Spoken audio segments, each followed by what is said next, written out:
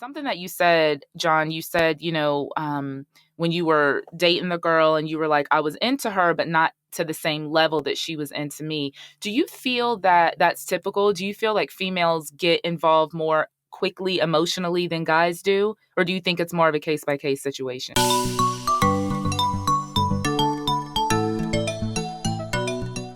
All right, you guys. Welcome to Real Relationship Talk. I don't know why I'm doing this, but welcome to Real Relationships. Welcome to Real Relationship Talk. It has been a couple of weeks, I guess, since I've actually posted a video. And I think I told y'all last time I'm going to be more consistent on my channel. Let's just go ahead and talk about something that I'm sure you're probably already seeing, and it's my red nose. All right, so 2 weeks ago, I had a cold sore. And it is healing, but as you can see, I still have a little bit of redness. And plus, I'm just yellow anyway, y'all. So any kind of bruising, scarring, any of that is going to show through. So I was looking at this video and I was like, anyway. So I just want to kind of get that out there before we even start this video. First of all, I want you guys to make sure if you are a podcast listener, that you are subscribed to Real Relationship Talk Podcast. You can find it on Apple, Stitcher, Alexa. Tell Alexa to play Real Relationship Talk Podcast and she'll do it. Where else? iHeart, Pandora, everywhere. Okay. So be sure if you are a podcast listener that you are subscribed to the podcast. But here we are in YouTube land. So I'm going to release to you guys the vodcast. So today on deck, we have with us a new friend that I met through my friend Bernicia. His name is John Sims, and John is single and ready to mingle. Actually, you'll hear in the episode that he's not quite ready to mingle. He actually kind of is already mingled. But anyway, John is going to share with us, y'all, 5 qualities that a single man is looking for in a single woman. Now, y'all know how I do. This is a Christian relationship podcast, okay? So that doesn't mean that I'm going to be throwing scriptures at you every minute, but it does mean that we're not talking about like, oh, her body's got to look like this, and she's got to be ready to smash. And like, we're not doing that, okay? What we are going to do is we're going to talk about values. We're going to talk about things that are a little bit more deep and mature. And so if you're in it to win it with that kind of information, I want you to take a listen to this podcast that I had with my new friend, John Sims. I think you're going to love it.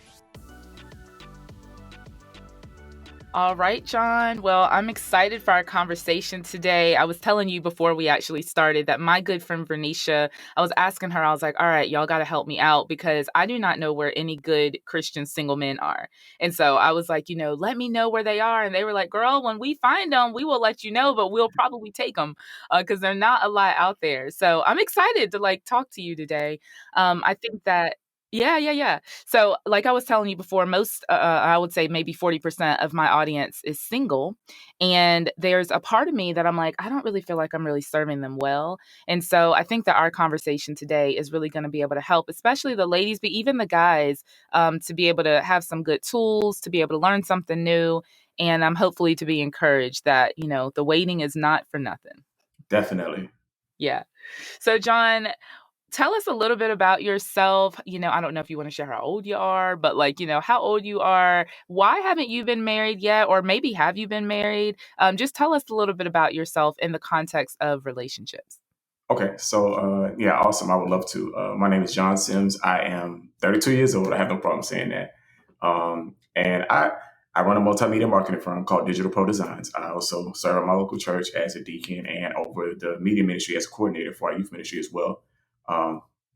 Some of my process, unlike a lot of my friends, my older friends back, who I used to hang with, I actually wanted to get married early.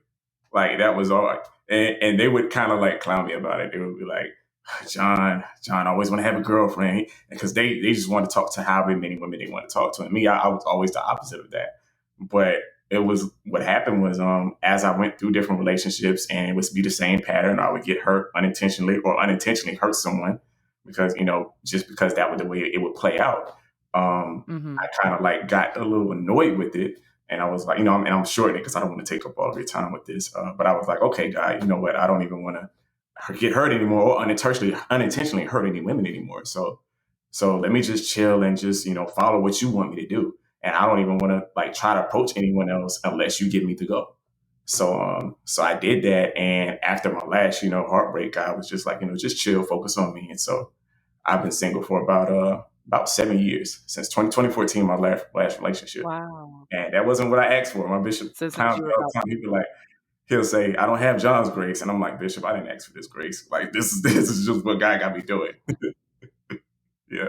So that's a little wow. So you've been single Okay, so you've been single since for about 7 2014. years. I wanna learn a little bit more about what do you mean by this unintentionally hurting people? Like, what did that look like? That looks like when you get into you get into a relationship because you kind of like somebody, kind of interested in them, but but you're interested in them and their interests are on two different levels. So I would have moments, and it's been vice versa, where I would, kind of like a girl. I'm like, I think I can get into a relationship with her, but her level of emotional investment was way deeper than mine. Mm, And so, and me being younger, like maybe 22, 23, I'm still discovering, as a man, how I operate with my emotions, admitting that and not being afraid to, not being too prideful to admit that I was still learning how I operate with my feelings and my emotions. And so I would get in these relationships and then find out later on that, okay, this woman is really, really into me. And there's certain times where I just want to be left alone. And she's looking at this like, okay, I was really, really into you. And because I didn't understand how to articulate what I was feeling, my emotions, in the accurate way to not hurt people, I would end up unintentionally hurting them. And just a small revelation. I remember one of the last pivotal ones I had. I was like 23, and me and the girl had got kind of close, but my heart wasn't all the way in it like that. I thought she was cool, but I felt like things were moving a little bit too quick. And then we got into this argument, and I just saw the argument as my way out. I was like, you know what? Don't text me anymore. And she was like, wow, that was mean. And I didn't say anything else. Nothing, not a thing. And I remember about probably like a week or 2 weeks later, I remember my granddad passed away, and I kind of felt that same feeling I had when I cut her off. And I remember and my granddad at the time was living in Atlanta when he passed, and my dad lives in New York. I'm originally from Brooklyn. And I had this weird feeling of I was just upset. And I didn't even know why I was upset. So I got in the car, I was like, you know what, God? I was like, why am I so upset right now? Because I think my mom has had a conversation with me. She was like, your granddad passed away. I was like, okay, cool. And I kind of brushed off. And I walked outside, and I thought, I was like, why is she not like she cares? And God was like, that was because nobody ever explained to you how the most important relationship in with you when you first got cut off. That's why you cut other women off. When my mom and my dad split mm. when I was 7 years old, nobody said anything to me. So my default reaction, whenever I thought that me in a relationship with a woman wasn't going right, to cut them off before I got cut off, because that relationship with him got cut off with nothing being said to me. So it developed the same habit, and I didn't know that's where it came from. So I asked him about that with that last relationship. I'm like, God, why did I cut that girl off like that? He was like, because that's what happened to you. So you had the same habit. So that was Yeah, it's almost like, hurt before being hurt. yes. So that was but it took me going back to that 7 year old age to figure out what happened with that. And it took my granddad in Atlanta, who I had never seen, or I couldn't tell you what he looked like to this day, affecting me in that way because I was upset with all the broken relationships that nothing was explained to me about. Like, why did you and dad split up and not talk to me about it? Yeah. Why did you move from Brooklyn here to Columbia, South Carolina, and not tell me anything? And you say, and why is dad all the way in New York and his dad is all the way in Atlanta, and this is the same cycle, and they're no way around each other. He's gone, and I don't even know who he is. So it was all of those layers that Mm. I kind of had to like. That last relationship that kind of helped me realize I was like, okay, I kind of got some self work I got to do and got to figure out with God, like what's going on with me, and have these conversations.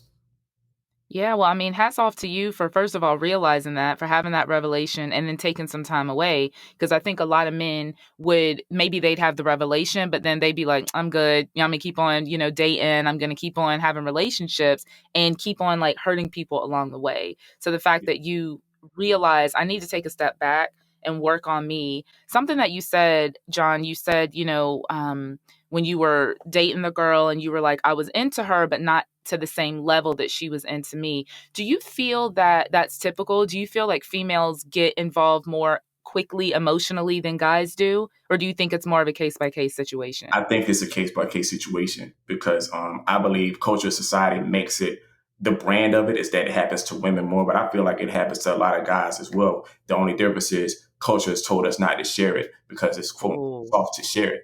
And I do want to say this on the podcast. I believe that's a complete contradiction, and that emotional pain is actually more excruciating than physical pain. But we as men are Mm. taught to deal with emotional pain the same way you deal with physical pain, and that's how you end up hurting other people because you never address it. Case in point, like I got shot back in 2009. I was shot with a 45. I wasn't supposed to have my left arm anymore. It was the most excruciating physical pain I've ever experienced. My arm felt like it was on fire. However, after they did the surgery and everything, I didn't have to do anything to address that arm for my muscles to heal up the way they needed to. I didn't have to like take it to therapy or talk about it. The arm was going to heal the way it was just because that's what my muscles and my skin cells are designed to do. And I believe, but emotional pain, when I got my heart broke, I cried, but I didn't cry when I got shot, which shows me that this is a different type of pain. And if I would have never addressed it or talked about it, I would have ended up hurting other people. But as men, I believe, as young men, what happens is if you get a cut or if you get a scrape, you're told by your parents or your older brothers, don't cry, because cry that's a punk if you cry. And so you're taught not to cry about it.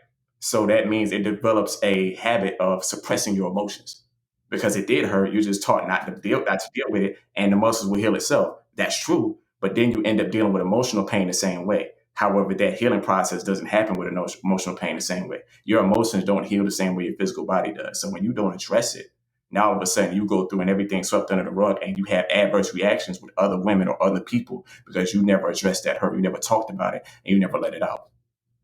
That is a mic drop. Like that's really good. I mean, I think that's such a revelation, even for married people, because what happens is, and this is why I always advise people, like, don't go from one relationship to the next, to the next, to the next, because not only do you have all that baggage from whatever happened in that relationship, but sure, there are going to be hurts there. None of us breaks up with someone just because we're happy and peaceful all the time.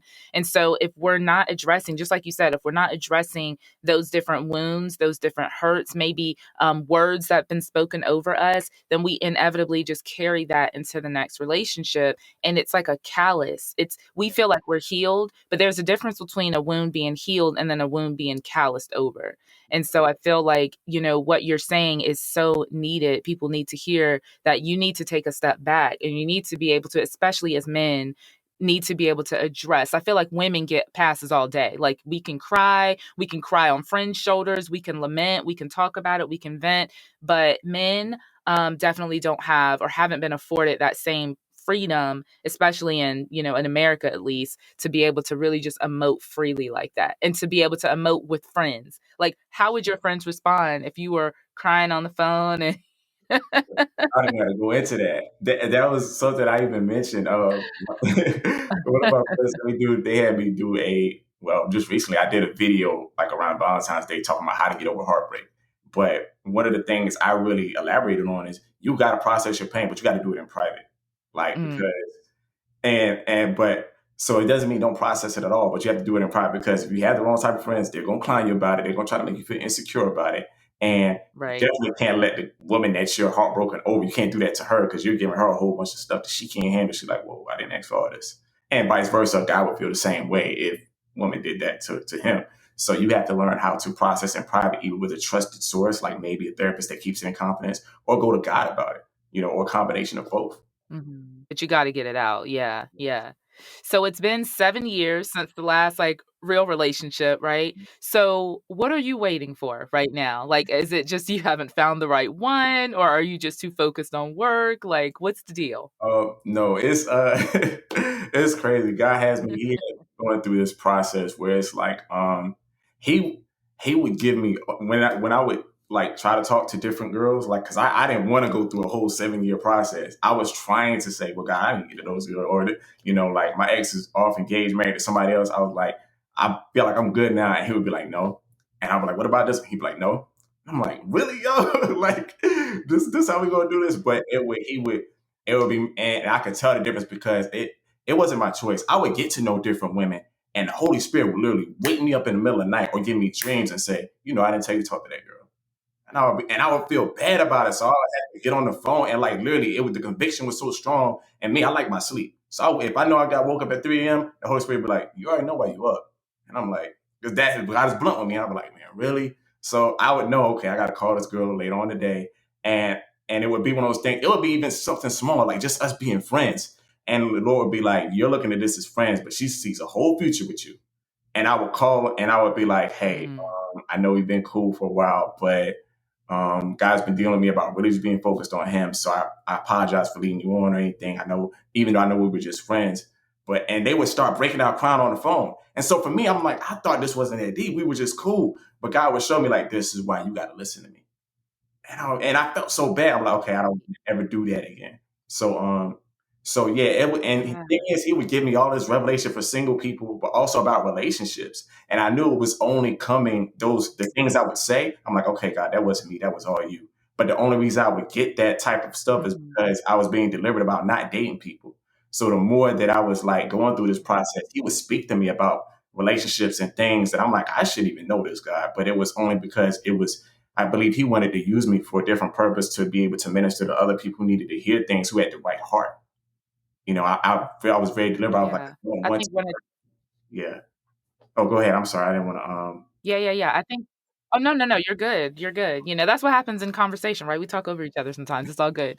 But I think one of the things that you are learning and leading in is teaching people how to wait, because I think some people can be like, "Okay, my last relationship ended last year. I need to wait 6 months before I start dating again." But the fact that you're like, "I've been waiting 7 years." Yes. And the crazy thing about it is, it's like, I do believe that that time is coming to a close pretty soon. I have been getting to know someone on a friendship level, and it's Uh-huh. we've been friends for like about, almost 3 years. And it's a very I know it's a very special friendship. It's unique.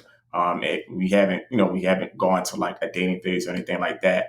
But it's a friendship that God always deals with me about. We can talk to each other about anything. There's a very deep level of trust there.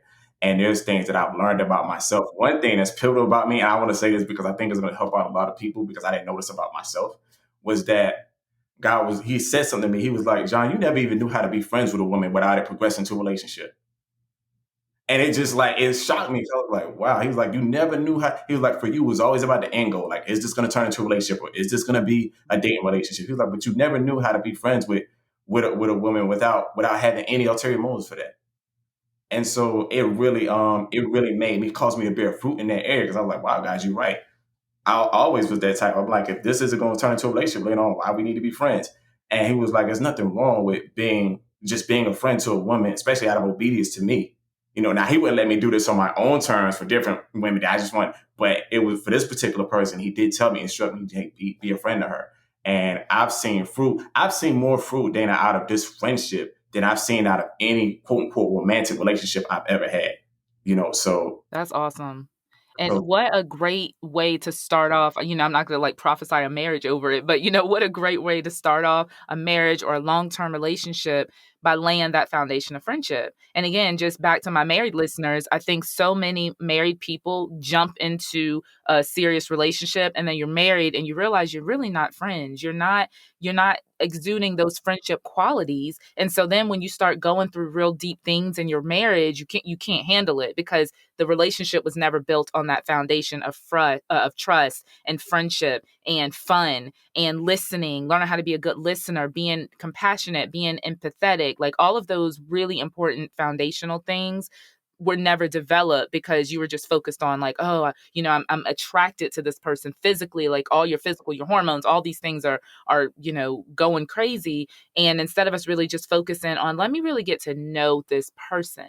And so yes. I think that, again, what you're modeling is so needed. Let me ask you, since I know that we've got like kind of the woman in the wings here, right? But like, what were you looking for in a woman? What I was looking for, I kind of want to give you two perspectives on this. One is the biblical perspective, because like during that time, I really studied like Ruth and Esther, and I kind of translated qualities that they had over to the practical. So I was like, well, that's what I want in a woman. Or this is so I want to talk about that, because I think that was really cool for me. Um, Okay. I One of them, I wrote down like kind of pros and cons. I was looking for exclusivity, not impossibility. Like Ruth, Ruth was taught by Naomi how to stand out. And I'm not going to deep passage of the scripture, but when they went to the party that Boaz was at, Naomi told Ruth, "Don't be up there with all the other girls in his face. Stand apart and basically, she said, make yourself exclusive. Don't allow yourself to categorize Hmm. yourself with every other girl who's going to try to get attention from him the whole time at the party." And that was something that I was like, okay, that's what I want. I don't want a woman that looks overly desperate, like trying to get attention from me. I want to know that she's securing herself Hmm. being exclusive. Now I said exclusive, not impossible, meaning that I believe a lot of times we can get that word exclusive misconstrued.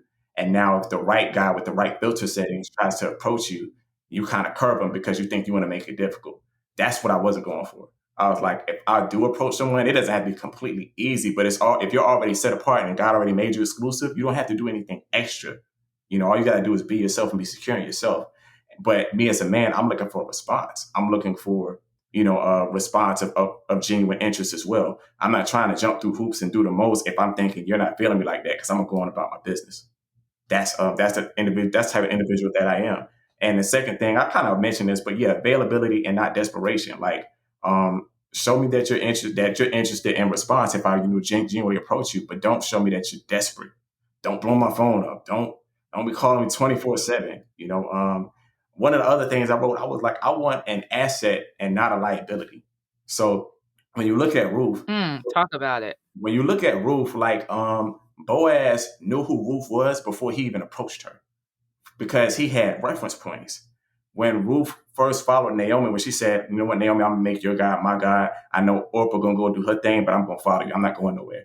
She showed loyalty. She showed perception. She showed how to honor leadership. And so when she got there, Boaz asked his foreman. He was like, "Yo, who's that?" That shows me first off, Boaz thought she was cute because ain't no dude asking, "Yo, who that is working on my property?" If he That's ain't right. interested, he'll just bring you That's by. right. He asked his foreman. He's like, "Yo, who that?" And the foreman was like, "Oh, her, yo, that's Ruth." He was like, "You know what? She been here since sun up working, and she ain't took a break yet." Automatically, Boaz knew, "Oh, she a hard worker." So now you're not just pretty, you're a hard worker. Next thing he's like, and so you're an asset because I already know you're a hard worker and you're not doing it to impress me because you don't even know who I am. So that was another thing. I was like, I want an That's good. asset, not a liability. And I want to be able to observe this, observe that you're on your own personal journey to greatness, regardless of a man. That has nothing. Ruth was already relevant Yeah. before she met Boaz. I think a lot of times we breeze over that and act like Boaz made her relevant. No, he didn't. She was way relevant before she even met him. Her relevancy, low key, was what allowed him to notice who she was in the first place. The next thing, all right, so I was That's like, so good. Can I just I just want to take a pause, just hang on. I'm like, that is so, so good.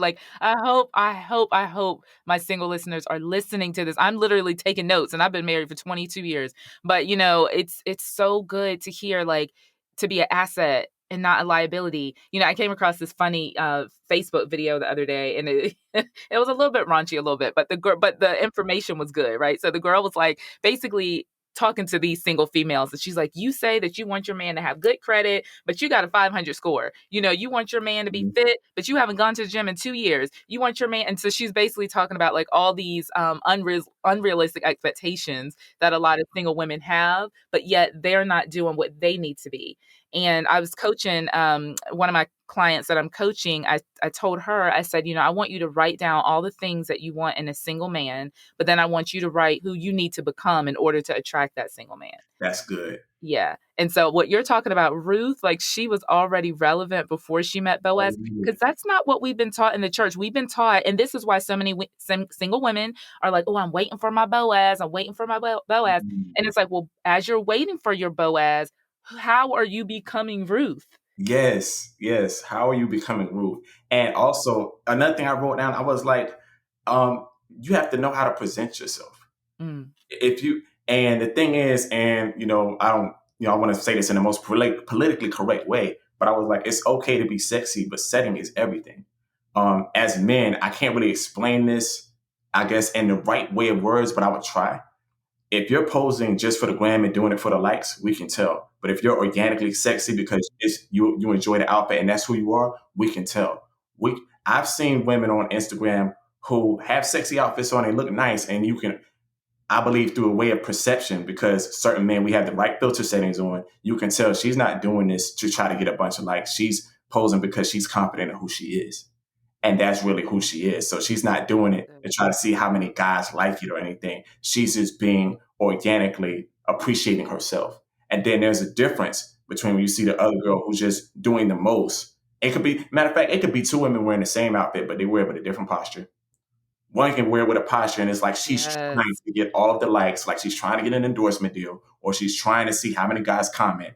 And for us with the right filter settings on, we can tell the difference. And it's like, okay, I see why you did that, but I see why she did it. One is organic, One is manufactured. One is manufactured because you want the attention. The other one is organic because she's just genuinely appreciative of who she is. And okay, on that point, I'll say it's okay to be sexy, but can you hear God while can you hear God while doing it? Because that's what Esther did. Esther heard God about what outfit to wear for the king because she knew when the king she was married to, because she knew when she had to go speak to him about Mordecai, which means she knew how to be sexy, but she knew how to hear God while doing it. So that goes back to my other point. You can have a woman that's organically being sexy, and God might have really told her to post, but not to get a whole bunch of attention from guys, but to give another one of her friends who might be following her the confidence to say, be appreciative of yourself, regardless of if you have a man or not. Posture is everything. That's So so good. That's right. yeah, posture is everything. And another thing I put down, I was like, I want a woman who has humility and confidence. So to your point earlier about that woman who's are you becoming that roof? I'm observing of the accolades, and even if it's a woman I'm getting to know, I would celebrate with the accolades. If you got over 100,000 in your account, or you're making that kind of money, I would celebrate because I enjoy that. I enjoy that confidence.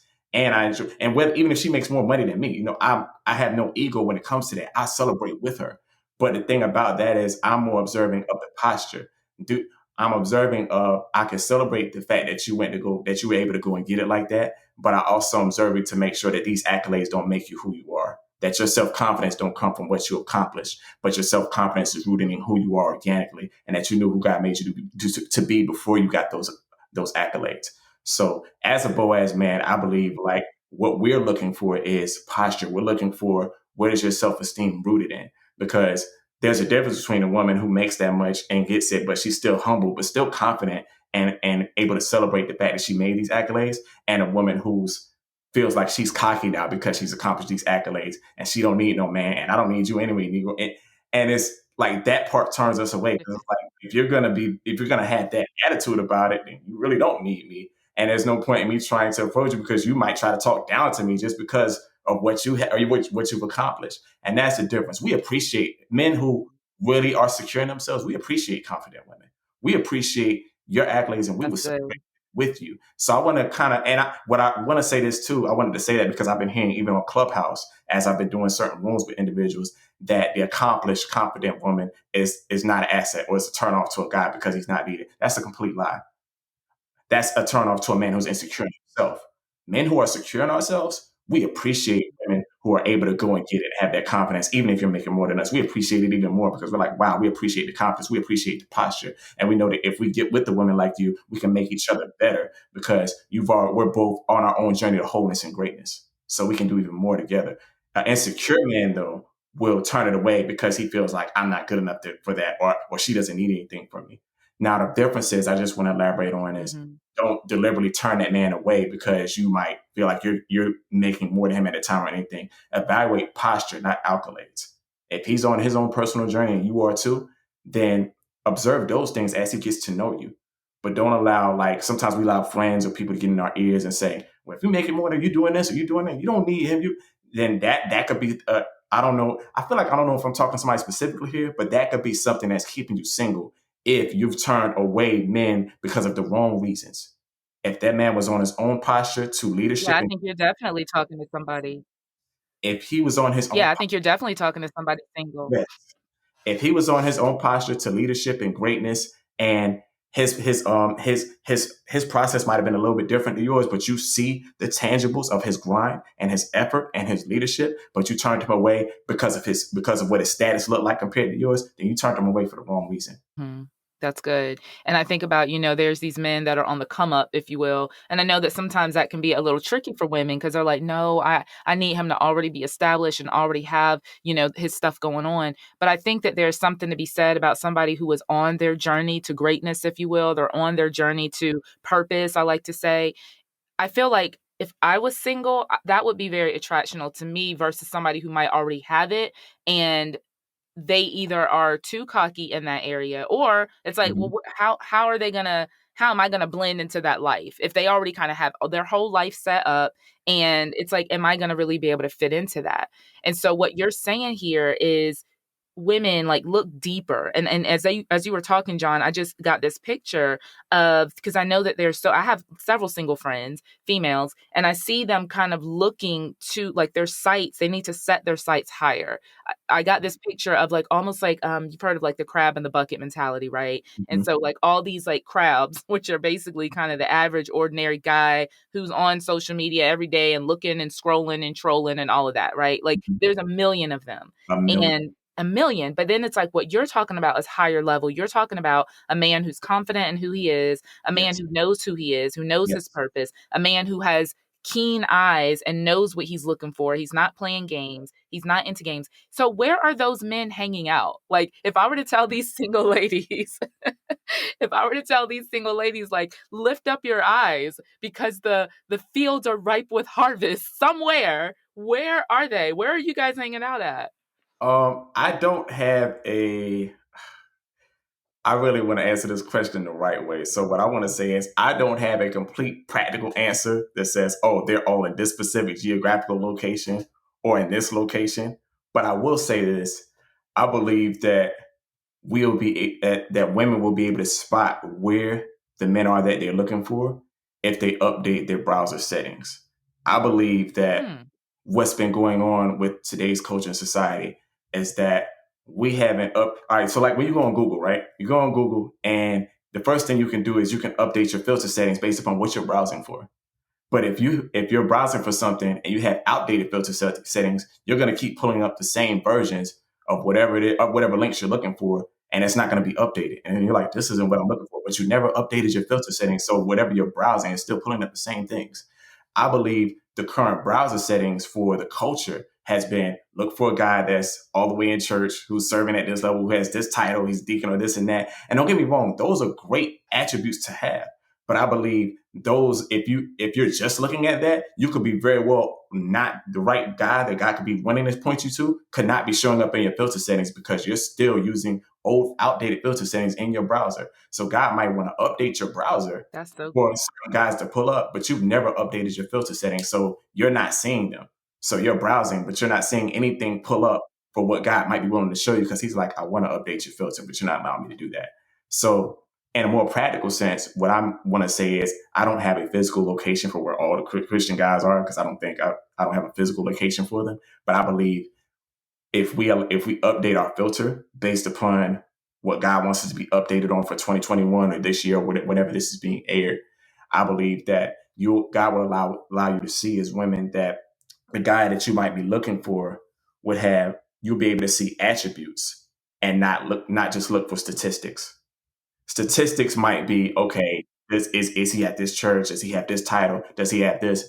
And God might say, if you update your filter settings, I can show you attributes. Meaning he might not be physically at this church or at that church, but he's a digital member of transformation, or he's a digital member of elevation, and he watches the sermons every week, and he grows. And because of his schedule, he might not physically be at church, but he's taking care of his family. He's running his business. He's working, but his spiritual growth plan is he is on his journey to growing in me.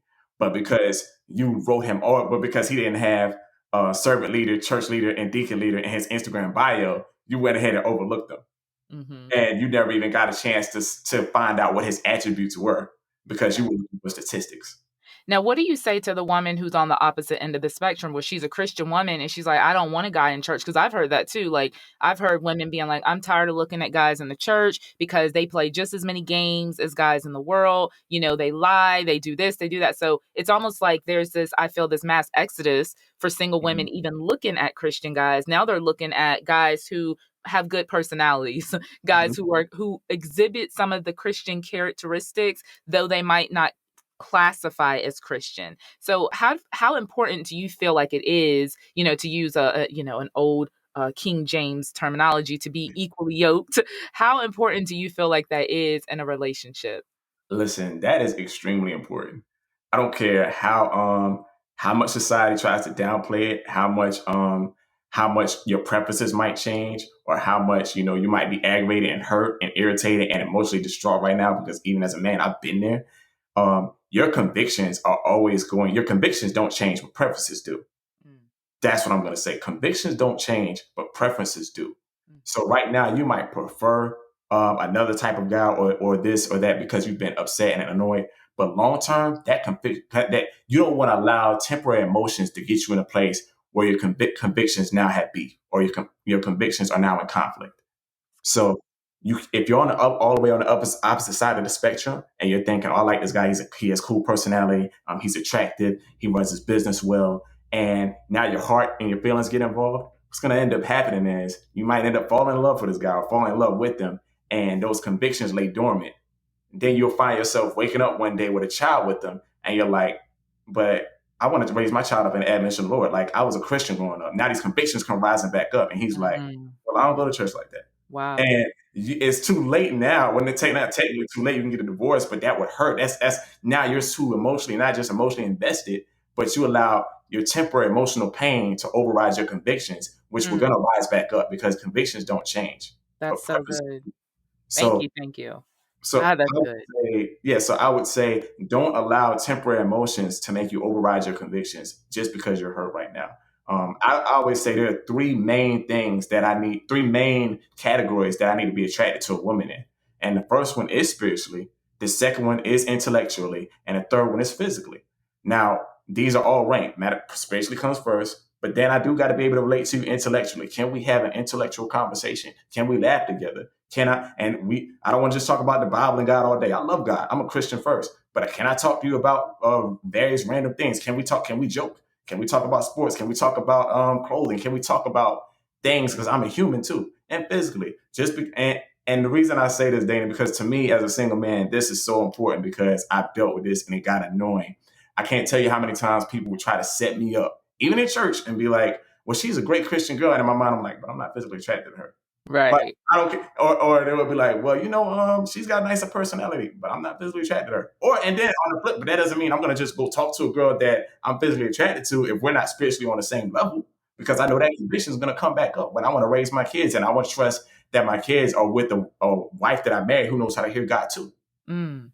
Because that's gonna bother me even more. But just because they're ranked more than the other doesn't mean I believe God would have me as a single man sacrifice one for the other. That's If he good. made me a three-part being, like I'm a spirit, I possess a soul, and I live in a body, he's going to give me a wife that satisfies all three of those areas. He's not going to say, "Well, John, I made you a three-part being, but here's a wife that only satisfies two." Nah, that's craziness. Mm-hmm. So the weight, and I'm speaking to single women right now, the wait might be long, but God wouldn't make you a three-part being and tell you to settle for only one or two parts of a man that you're attracted to. That's so good. That was worth the price of admission right there. That was so, so good, John. So listen, as we wrap up this conversation, I want to talk to you about celibacy because from what I hear, you've been practicing celibacy. And I think that, as a married woman, this is where I kind of bow out of the single conversation because I'm just very cautious to be like, and what you need to do is make sure that you never have sex. You know what I'm saying? Because I can have sex whenever I want to, right? So how are you able to maintain such a lifestyle again for 7 years? Like, we're not talking about 7 weeks or 7 months, like 7 years. Like, there are so many Christian singles who have aspirations to live that way because they believe in what the Bible teaches, but it's just practically speaking, they're failing because they just can't. They feel like they can't. So help them out a little bit. Well, to clarify, actually, I've been celibate for 10 years. That's Wow. that's the word. So yeah, it blows my mind too. I would say it's not easy. I believe one of the things that has really helped me is being deliberate to the convictions that God gives me.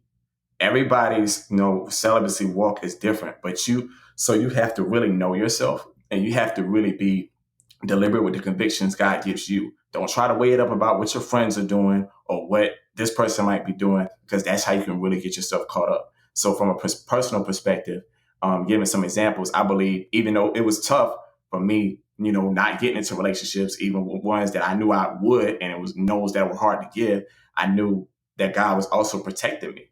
He was also letting me know, because the type of guy that I am, I'm actually I get involved with my heart first. I wasn't the type of guy that would want to be like, okay, well, let me just go have sex with this girl because I think she's physically attractive. Now, even though a lot of guys do that, that was never even me, even before even in my early 20s, even before I started really living for God. I would get my heart involved first, and that's when the physical intimacy would come. But that would come because I gave God my heart first. I mean, I gave the girl my heart first. So one of the things of God being deliberate with me about was saying, John, one of the reasons that I'm having you not dating anybody either is because this is going to help you with your celibacy walk. It's a lot harder to break celibacy when you're not in a dating relationship and it's not somebody you really feeling.